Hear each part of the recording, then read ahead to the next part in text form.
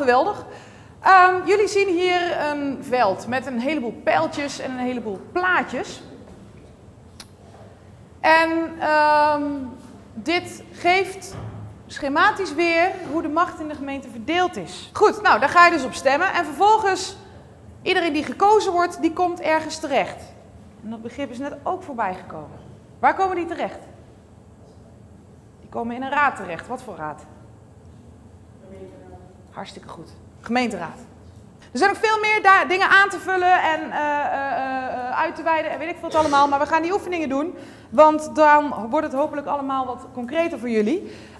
Zoals ik al zei, ik ga die 6 kaarten uitdelen. Als je een kaart hebt, dan kom je hiervoor staan. Jullie docent wijst 2 mensen aan en dan worden jullie op volgorde gezet door de hele groep. Die mag allemaal hardop meedenken. Jullie mogen allemaal zeggen als je denkt dat je weet wat de goede volgorde is. En dan gaan we dat zo eventjes verder toelichten.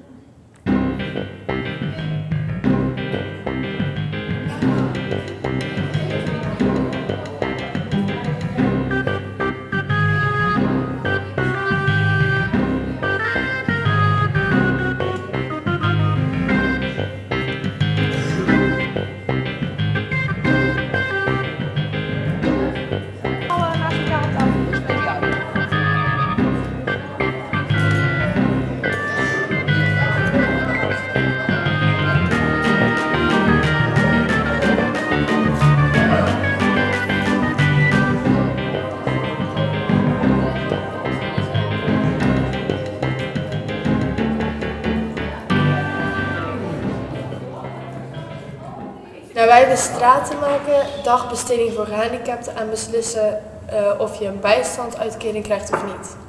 En waarom hebben jullie voor deze taken gekozen? Nou, voor stratenmaken hebben we omdat er bij ons leerlingen in de klas zijn die gewoon geen fietspad en geen lantaarnpalen hebben onderweg naar school. Dus dat is super gevaarlijk. En bij dagbesteding voor gehandicapten vind ik dat het te weinig is bij ons in de buurt. Voor zover ik weet alleen in Oostburg iets. En beslissen of je een bijstandsuitkering krijgt of niet, ik vind het best wel belangrijk. Want er zijn heel veel mensen die wel een uitkering krijgen die eigenlijk wel gewoon kunnen werken.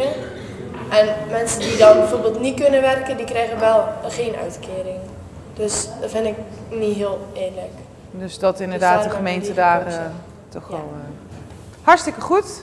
Goede argumenten ook. Heel goed. De dames aan die kant. Wij hadden afval ophalen omdat er anders te veel rotzooi op straat rondzwerft. We hadden straten maken omdat je anders nergens makkelijk kunt komen. En zorgen voor eenvoudige medische zorg thuis, omdat mensen thuis ook goed verzorgd moeten kunnen worden. Hartstikke netjes. Ik hoor veel inderdaad over het afval ophalen. Is dat een thema wat hier wel leeft? Misschien... Dat is wel een thema wat leeft. We zijn bezig om, althans het college, een van de wethouders is daarmee bezig, om een nieuw afvalsysteem te ontwikkelen. Want we produceren met z'n allen nog veel en ook veel te veel afval. Dus het speelt hier zeker wel. Ik heb nog één groepje niet gehoord en dat zijn jullie. Dus, Nou, wij hebben straat te maken. Want nou ja, als je de straat niet is gemaakt, dan kan je er ook niet over lopen. Afval ophalen, want anders komt er allemaal afval op straat. Aan beslissen of je een bijstandskering krijgt of niet. Ja, heel goed. Helder. Moeten ze dan gewoon wel het parkeergeld vragen, maar in het najaar niet mee. Want dan zijn toch de meeste toeristen weg. Ja, nou ja, heel goed. Wil iemand van jullie daarop reageren? Het eerste wat je eigen af moet vragen, waarom doe je betaald parkeren?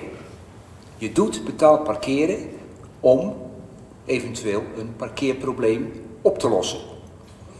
Jouw vraag was van, doe het alleen in het seizoen. Je wordt op je wenken bediend. Aan de kust zijn een aantal parkeerplaatsen en dat is van april tot september, tot oktober.